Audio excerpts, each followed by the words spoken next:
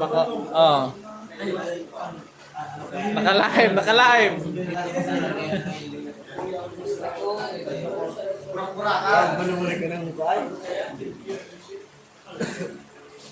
Oh, share daw nindo, share. Tara, share this sir. Nalik mo naman si Paul. Hiling lang, sabi ko hiling lang.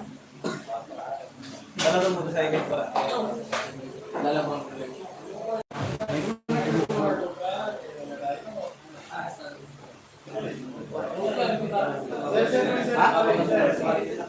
Sa ano? Okay. Oh, ikang ano natin si ano Alde. Ikang videographer. Hindi. Isa ni Banyo. Problema? Isa ni Banyo.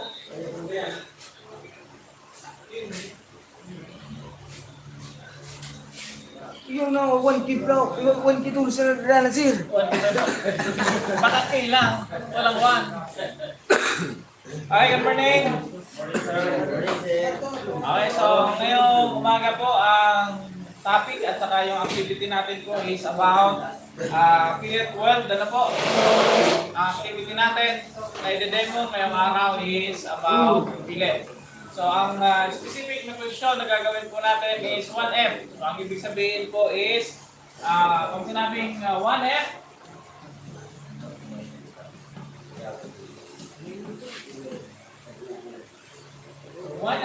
is equivalent or ano ang ibig sabihin? Not position. Ayan po. So, sabi ko nga, pag sinabing fillet, pwede siya maging T-joint, pwede siya maging lap joint, maging corner joint. Ano po?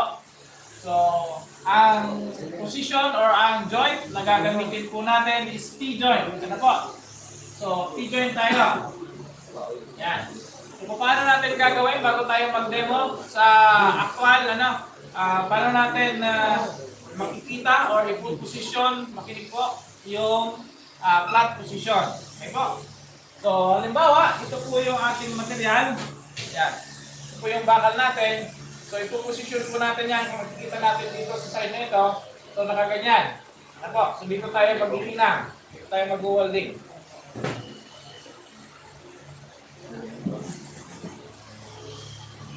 Ang gagawin po natin is, halimbawa ito yung surface natin o yung lamesa. Ang gagawin po natin is na ganyan. Ano po? Naka-T.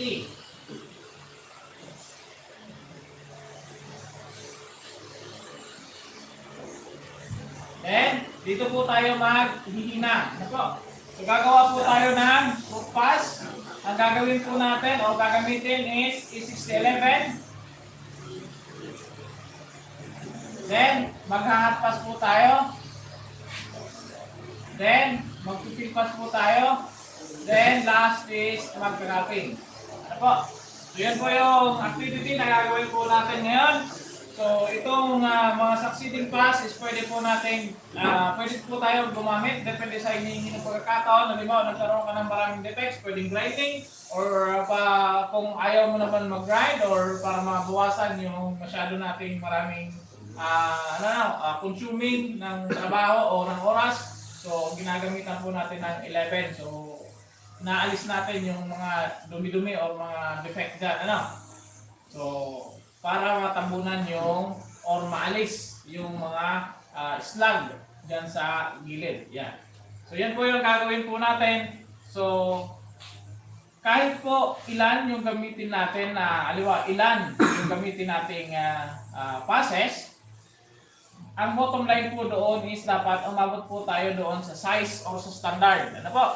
Then, yung leg 1 and leg 2 dapat equal. Ano? Ibig sabihin, hindi mas makapal doon sa kabila, hindi mas makapal dito sa kabila. So, dapat kung ito is 12 mm, dapat dito sa kabila is 12 mm din. Ano po? Naiintindihan po? Oh, so, yun po yung makikita natin mamaya dapat sa mga activity natin. Then, ang crater at saka ang starting po natin is dapat isang area lang. Ano po? Halimbawa, nagsimula ka dito, ito yung starting mo, so dapat ang crater mo isa lang. Dito. Ano po? So, kung balik-baliktad ka man or apply ka ng backstep welding, so dapat, halimbawa, nag-start ka dito, ito yung crater, nag-start ka ulit dito, ito yung crater, nag-start ka ulit dito, ito yung crater, 1, 2, 3, 4. Then, nag-start ka dito, ito yung crater. So, ibig sabihin, sa bukana, or sa ibabaw, ito, na makikita natin, isa lang start, isa lang ang crater. Ano po? Naintindihan po, or yung end. Hindi pwedeng meron dito, meron dito, meron dito. So, dapat diretso po siya. Ano? Nagigets po? Yes, sir. Okay, so yun po yung gagawin natin. So meron ako dito workpiece. So naghahanap ako ng 6 lang. So masyadong mahaba yung nakuha natin is 8. So actually ito naman talaga yung ginagawa natin sa assessment 8. Ano po? So yun, 11. So pwede tayo mag 11, 13, then 13 ang capping. O A60, 13 ang capping. Ano po? Kasi usually pagka mali yung natin, yung gawa natin, yan. So, ganito ang magiging output natin. Ayan. Ganito yung magiging output natin. Yan. So, hindi siya nagtunaw. Or may tunaw naman, yung iba wala. Yan. Ito naman, nagtunaw, kaya lang hilaw. So, dito sa kabila, walang tunaw. Sa kabila, may tunaw.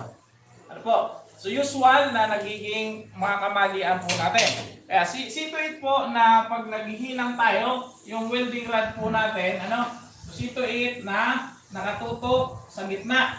Ayan po. So, ito po ay 90 degrees. So, 45 degrees po, kalahati.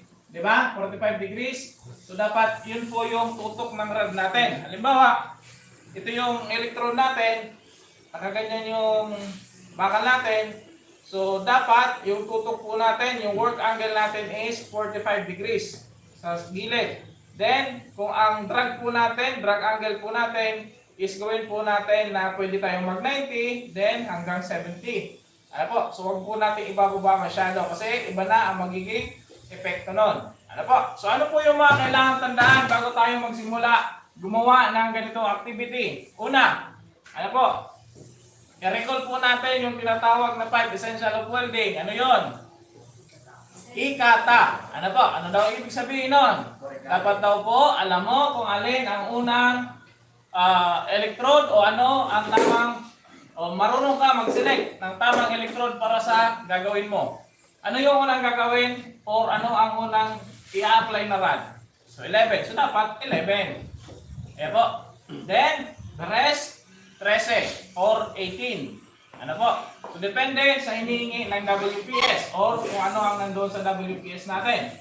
So, dapat marunong tayo mag-select ng tamang size, tamang uri, ng welding rod. Then, setting of current. Yan, napaka-importante. So, dapat alam po natin kung yung kuryente ba natin is tama doon sa trabaho na gagawin natin.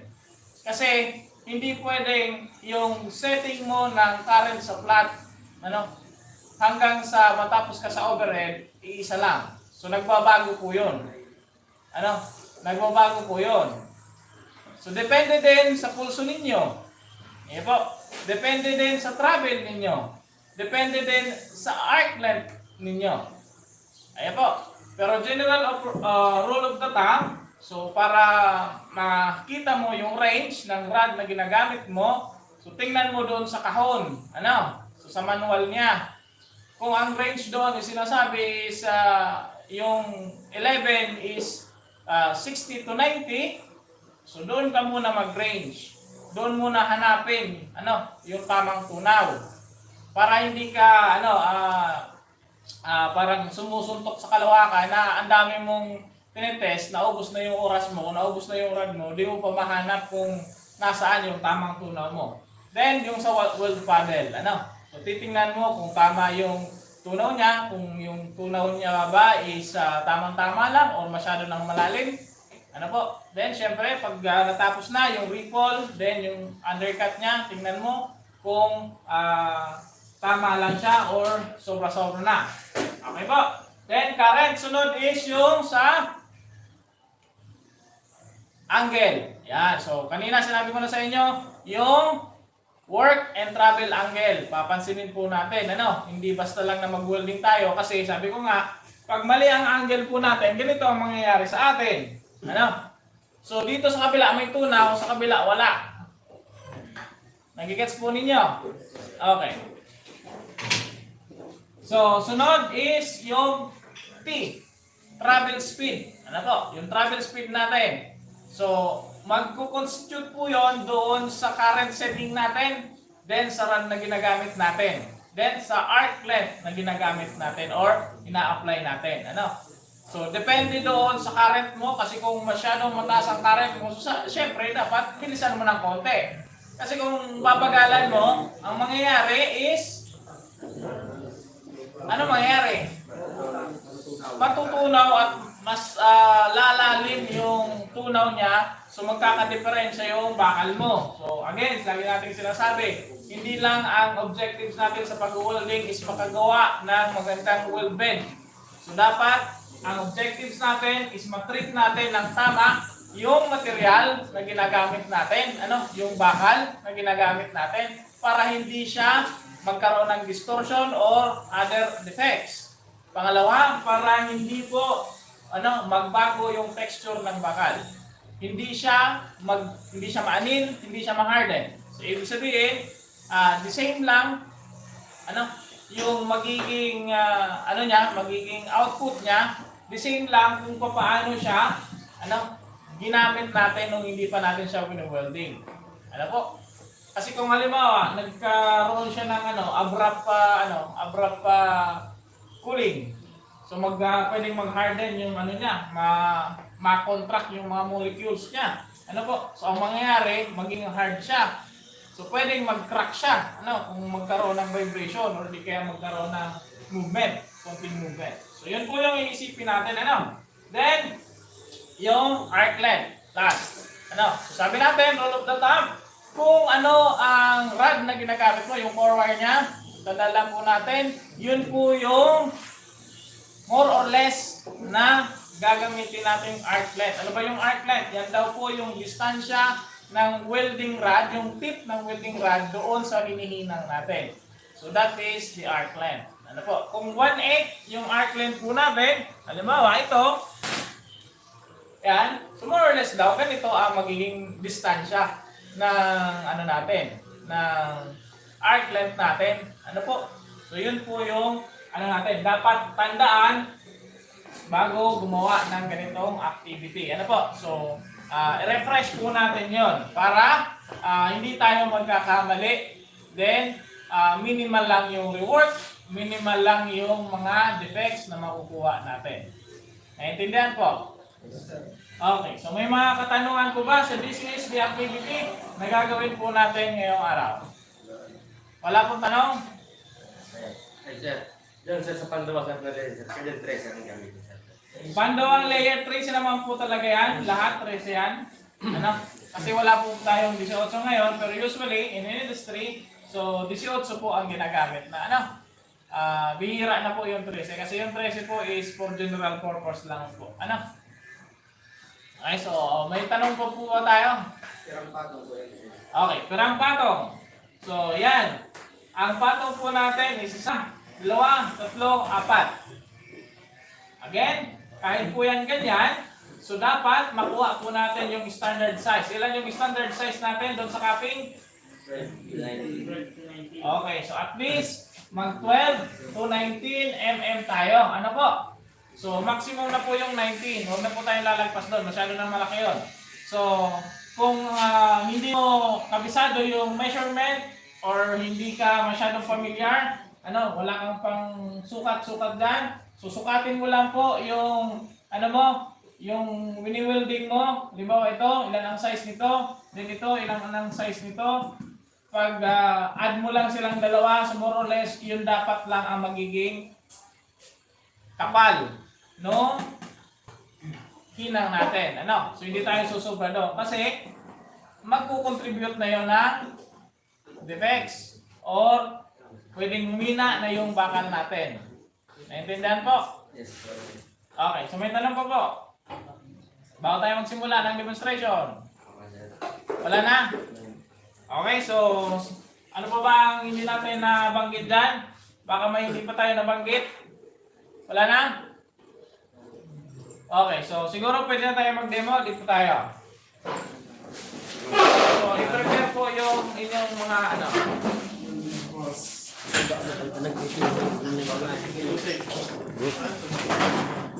Mana?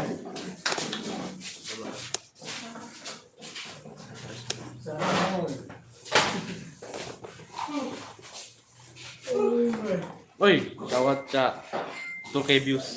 Ano, naka-against the light. Against Demon Sir. Against the light. Oh, against. Yan sir, ilo na lang.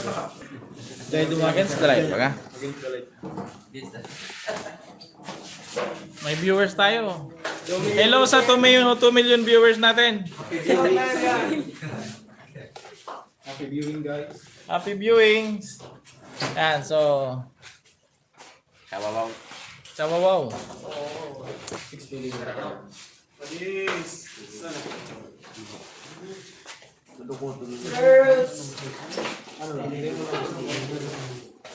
Nakikita ba ako dito? Next na. Nakikita, no? Full. Yan, sir. Next na sir. Okay, so laging tandaan po ano, pag mag-iinam po tayo, situate na safe tayo, ano? So meron tayong tawag na personal protective equipment or PPE. Hindi ako sa panyo. Para ilig. Sige na, ano? Ba?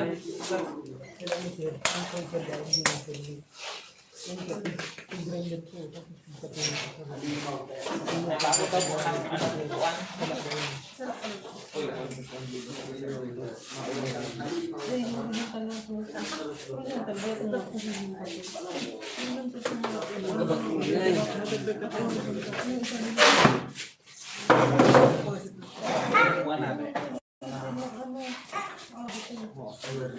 Muna sikat na sa dawan. Yung ilig.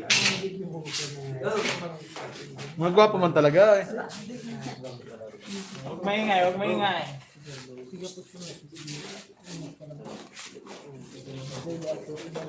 So, yung gagamitin po natin is 8 inches, kaya medyo madami-dami ang makukonsume nating run. Ano, compare doon sa 6 inches po natin na gamit. Ano? So, yung ginagamit po ninyo is 6 inches. Ano? Okay, so flat position. Ganito yung ipoposisyon natin. Dito yung may tacking. Dito yung may tacking. So, dito tayo sa walang tacking muna. Ano po? So, yun po yung hihinangin natin. 2 million viewers.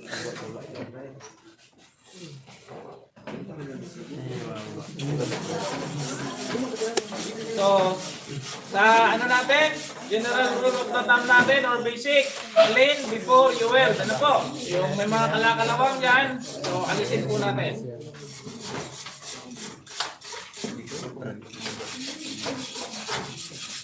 Kasi nag-contribute pa yun ng ano, defect doon sa gagawin natin. Okay, on the makina.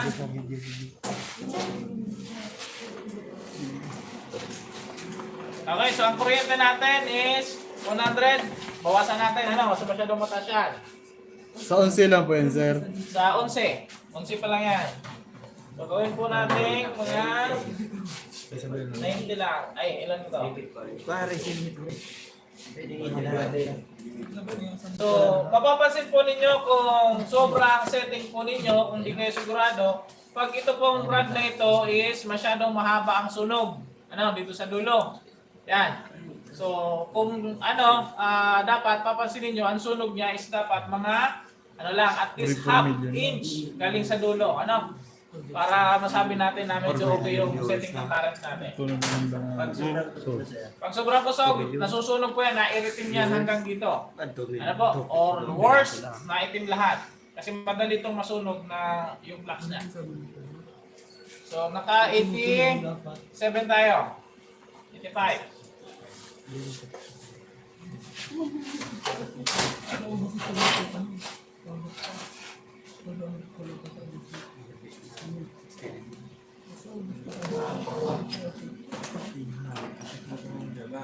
roll camera. Ano sir?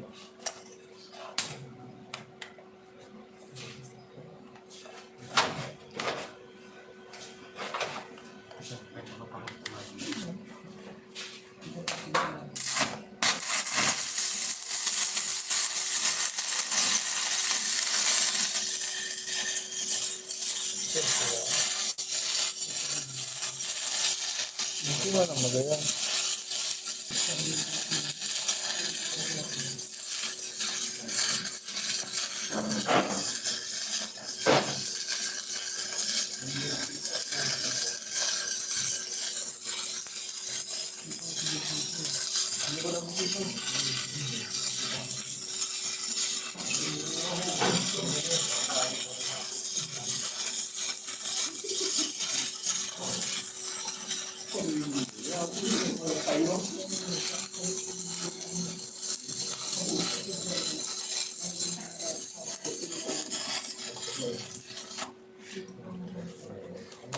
Okay, so mapansin po ninyo, yung red po natin, yung katulad ng sabi ko, ang sunog niya is almost half lang. So ibig sabihin, okay naman yung setting natin sa current na 85, 87. Okay. So, yan. Then yung isang rod natin is naubos natin. May tira pang konti. So pwede na pa natin gamitin yan kung gagamitin natin. Ano po?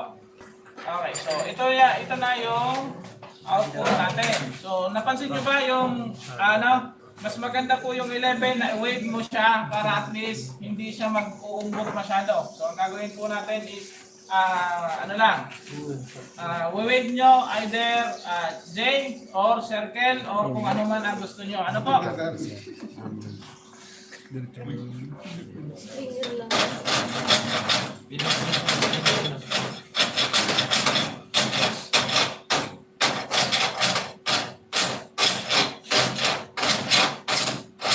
So mapansin nyo po yung 11 po natin is hindi siya masyadong maraming flux katulad ng or slug katulad ng 13. Ano po?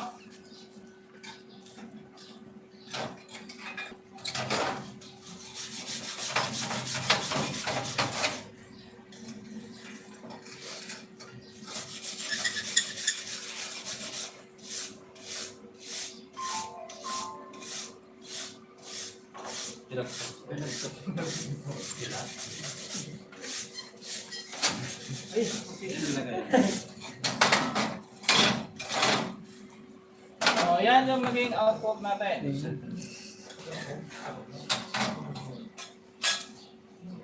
Kikita ba sa camera? Yes sir. Okay, so Huwag mo ringin mo kasi yan yung napabayaan. output natin sa root pass. Ano yan, sir? So, Shout out nalo ko to siya, Jamie. nag-zigzag ako, nag-circle at nag-DJ. Ano po? Sino yung nandito sa akin? Ano nakita mo? Ano sir, Circular, So, wala naman po kung sinabi na nagsimula ka sa simula, circle, magtatapos ka sa circle. Ang importante lang po is kung ano po ang hinihingi na pagkakataon, yun po ang ibigay nyo. Kung hinihingi ng pagkakataon is circle, lagay mo circle. Kung hinihingi na pagkakataon zigzag, isigsag mo. Kasi sabi ko nga, iba-iba po yung tunaw nun. Iba-iba din yung penetration nun. Ano po? Naintindihan po? Yes. Okay. So next is hot pass. So kailangan tandaan po natin pag mag-hot pass po tayo is tataasan natin ng konti yung kuryente natin. Kasi sabi nga, ano nga ang use ng hot pass? Lilinisan natin at saka i-reinforce natin yung tunaw ng penetration. Ano po? O root pass. So gagawin ko po is yung yung dressing natin, ang nakalagay sa manual niya is 92 what 130. Excuse me. So gagawin ko po is 110. So tataasan ko po para at least yung mga tira-tira niya is matunaw talaga.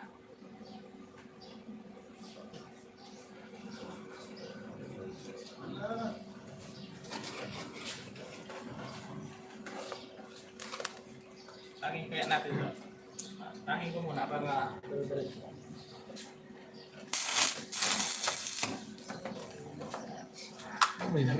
okay. So, again dito, pwede naman tayong mag iba-ibang webbing. Pwede tayong mag zigzag, circle, depende kung ano ang gusto nyo, ano ang gamay nyo. Yun. Then, kung gusto nyo mas malalim ang tunaw, so circle tayo.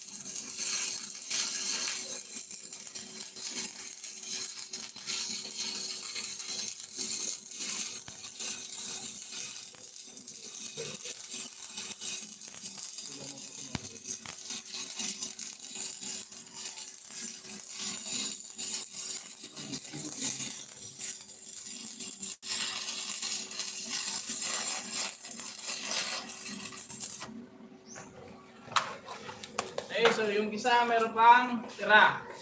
Ano? So, nakailan na tayong tira. Yan. So, ano yan 8 yan. Yan. 8 inches yan. Eh, yung ano natin, practice Tira natin na is 6 lang. 100.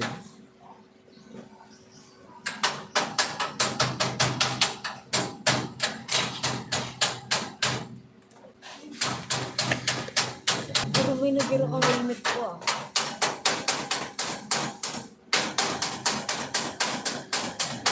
Ulit ba na ganito? Nyo. Sa likod mo. Sa likod mo. Surunudan pa. Ilang viewers na. Oo, yun ba? Ang naman yun. Parang ako, live yung TikTok.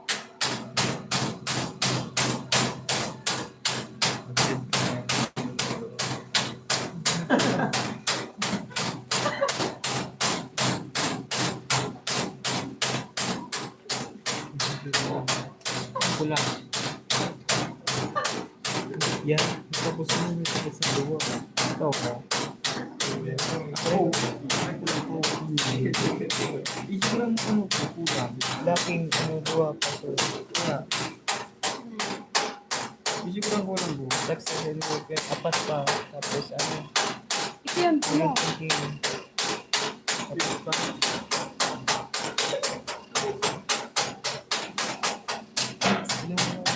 Saan sigara naman? Dito.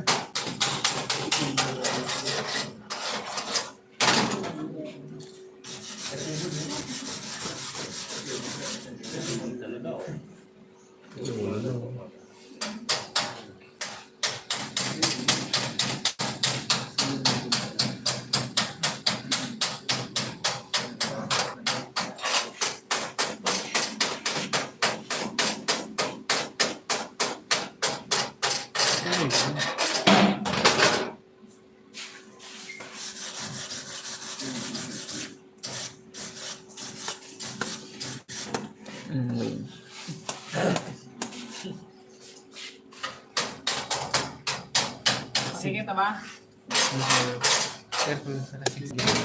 Shout out sa mga poging sa inyo. Ano?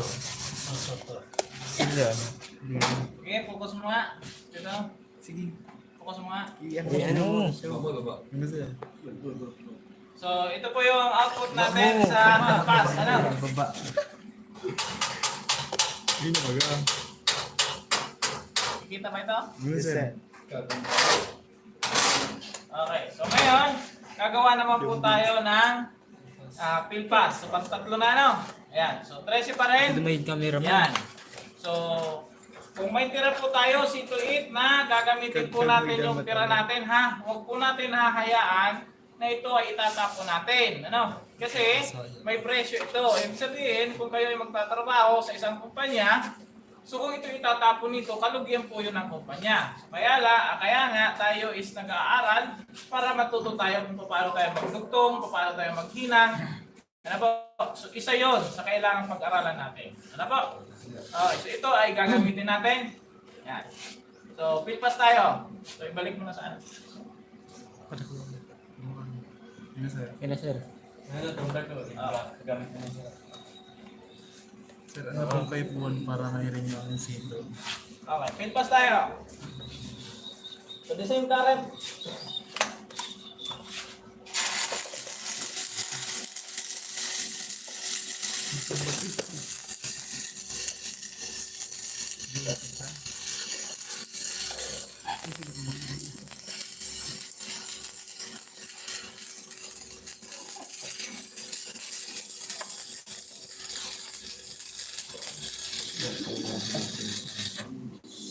Ano yan? Okay, so itatapon po natin yung rod natin at least 2 inch. Yan, 2 inch po.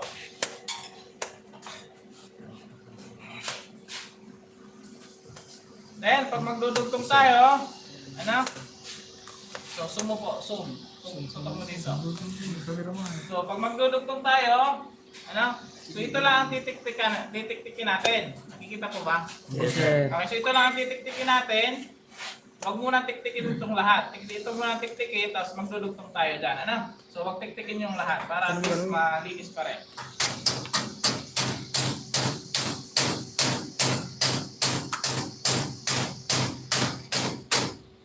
May nagapot, sir. Siguro nagapot. May nagapot, sir. Gapot? Nagapot. Nagapot. Ano na ang tanong? Paano daw mayroon nyo daw, sir, ang insito? Wait, masagutin po natin yan.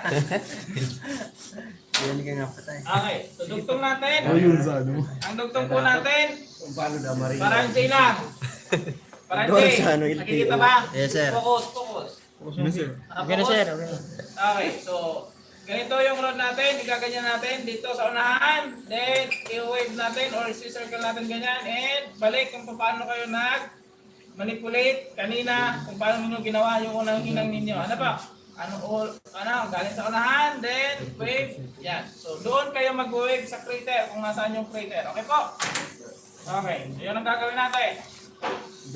Mal, huwag mong apakan. Ano? Okay, Yan. mata.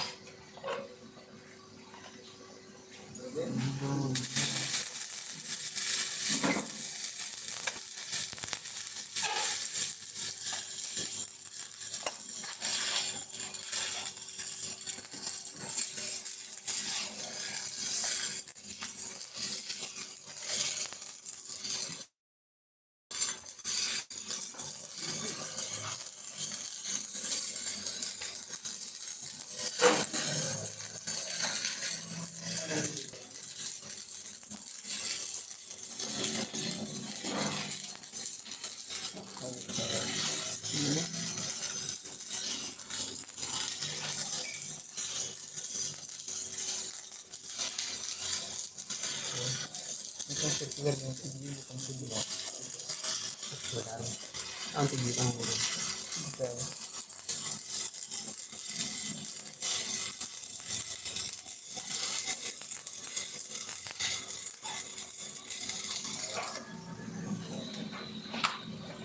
Okay, so may tira pa rin tayo.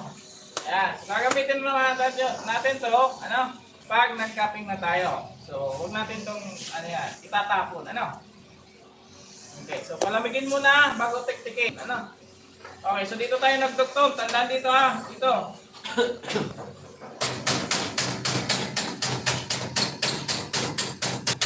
Ano ng black?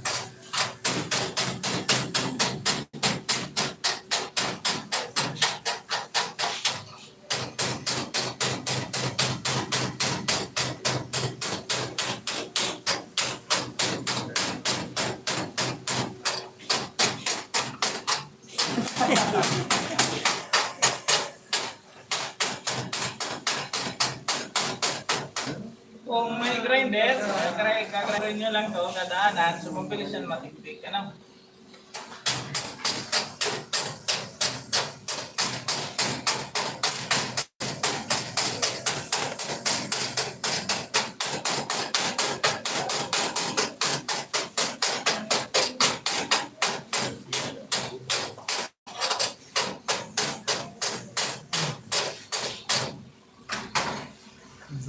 Okay, so nasa pangatlo na tayo, ano? So, isa na lang.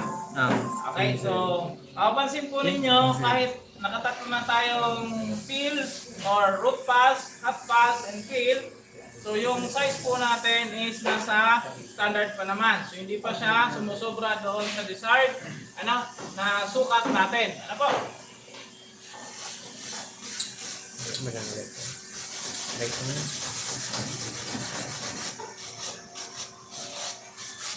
Okay, so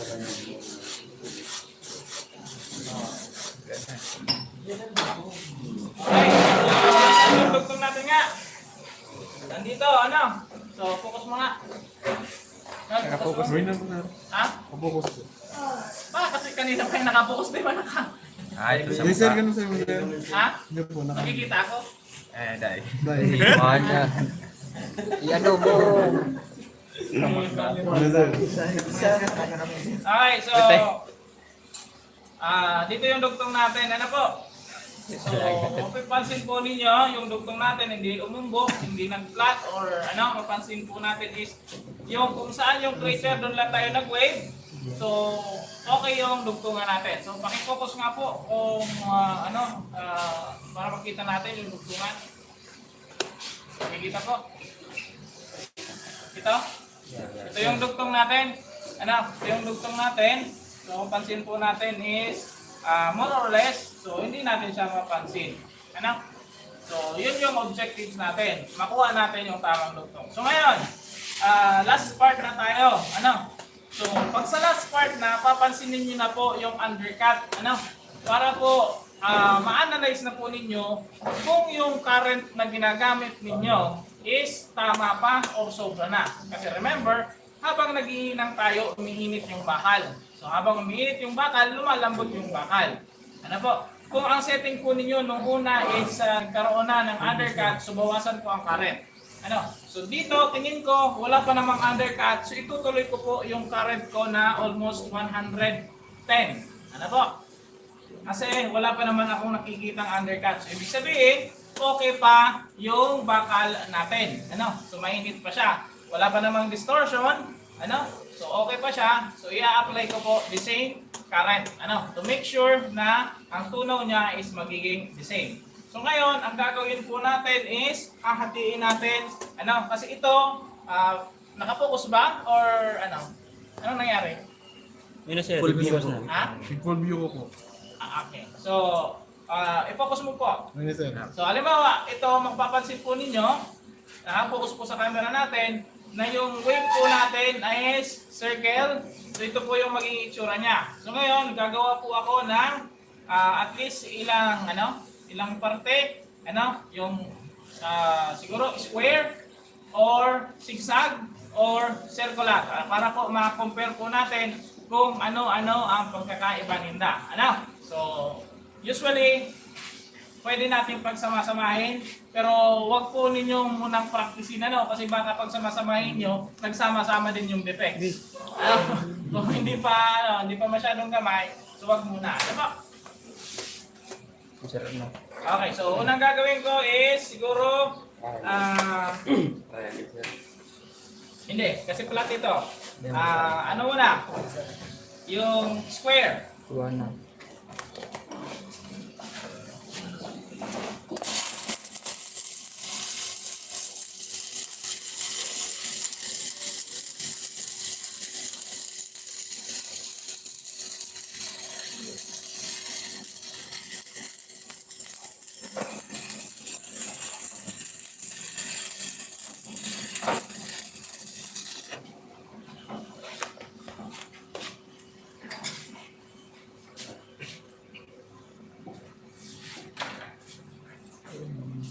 Square yung ginawa natin. So, sunod is zigzag.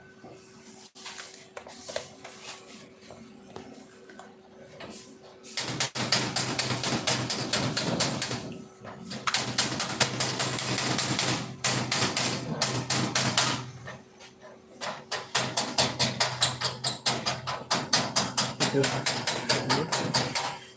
kung pan-live. Basta kung pan. Basta kung pan-live. So again, the same lang yung ano natin ha, yung dugtong. Galing dito sa unahan, then tracer. So naka-focus po ba yan or naka... Tignan ako na sir. Full view. Full view ko na po. So laki kita na lahat. Ayan.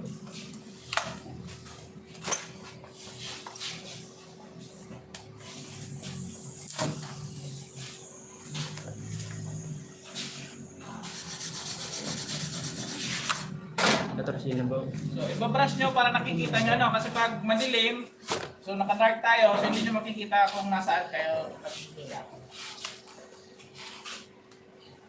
Hindi po makikita kung paano nakasikir mo dito.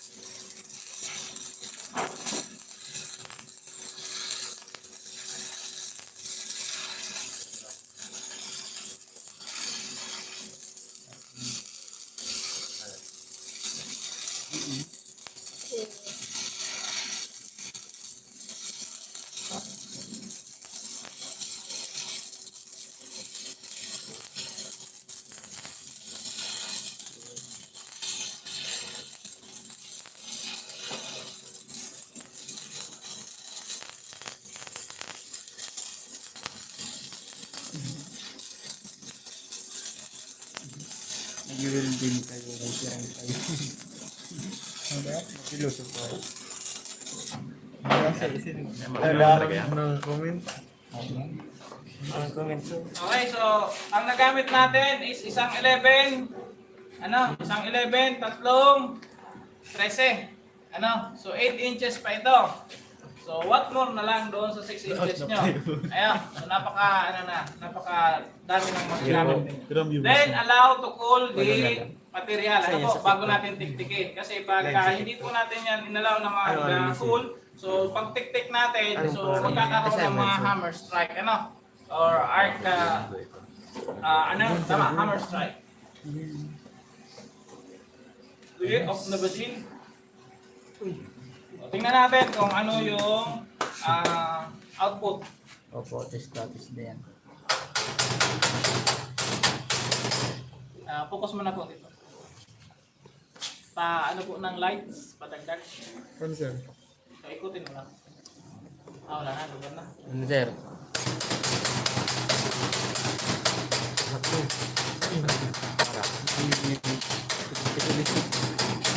Ilang minuto ba ang viewers natin?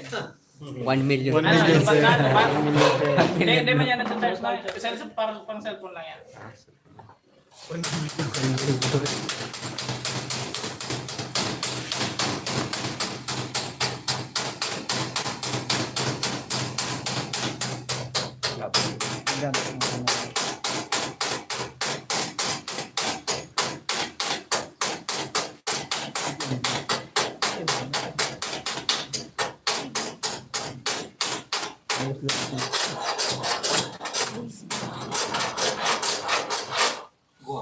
Ano doon? Naging ka doon sa bigay sa lane.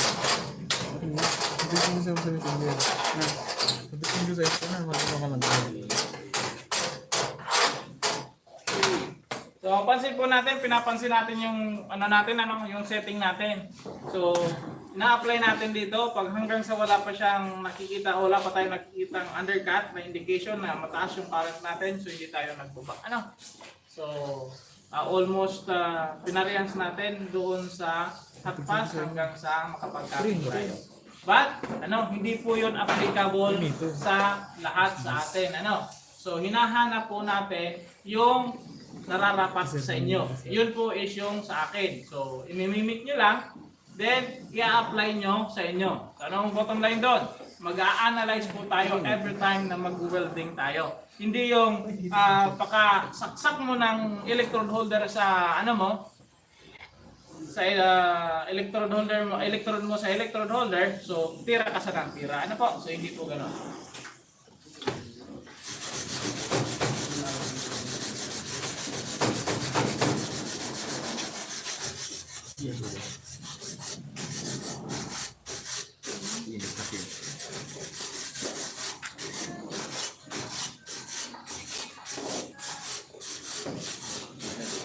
Ano yun?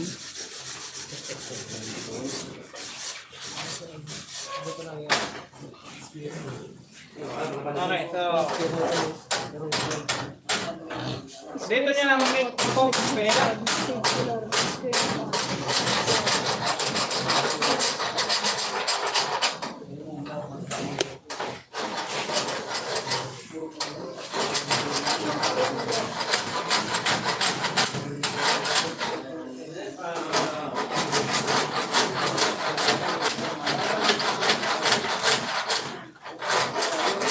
Pag umigil ka kaya. Pwede, wag po nating babasahin to ha.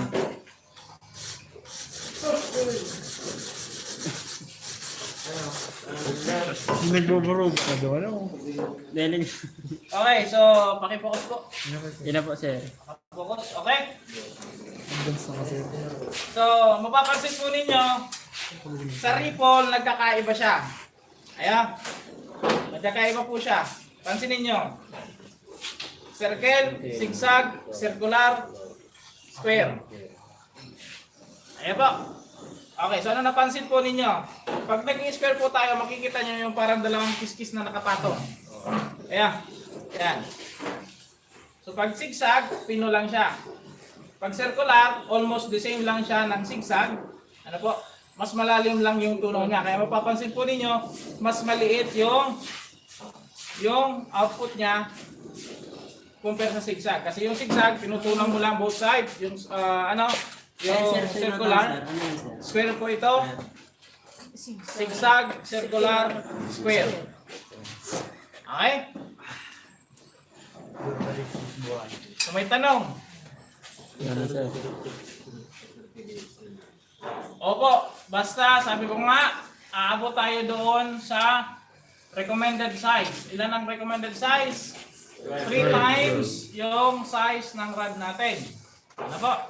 So yun po yun. Makita nyo naman po doon sa ginawa nating root pass kanina.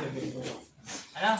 So hindi naman siya nagtunaw ka dito hanggang capping na. Ano po? So dapat ganito lang. Maliit lang po siya. Ano? Sabi ko nga, i-add lang po natin yung kapal ng hinihinang natin, both side. I-add mo lang yan. So more or less, yan po yung magiging kapal or lapad ng ating bed. Okay po? So may tanong? May tanong po? Walang tanong? Okay. So, yan. May tukot mo na sa akin. Sinagapot, sir. Ano yan? Na. Kung paano daw mag-renew kang Nakakita. No problem. Okay, so yan po yung demonstration po natin ngayong umaga about the 1F fillet welding in flat position. So pinakita po natin sa kanila or sa inyo, lahat Hindi sa na mga hiling ang viewers ano, natin, ang viewer. yung root pass, hot pass, and pin pass, and capping. Yan, so more or less this is the practice na pinapractice po natin dito sa ating laboratories. So meron naman po tayong leeway to change it or to innovate it. Depende po sa mga practice natin at saka sa natin. So kung paano natin gawin yung ating activities. And the bottom line is dapat marunong tayong mag-analyze kung paano natin ginagawa at paano natin gagawin yung activity ng tama. So, yun lang. And siguro dito na muna magtatapos ang ating live. Yan. So, bye-bye na muna and see you soon.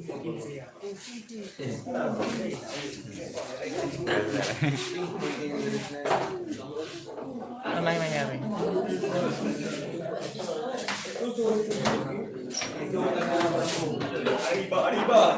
Pwede po matapos. Kasi nagkakalit.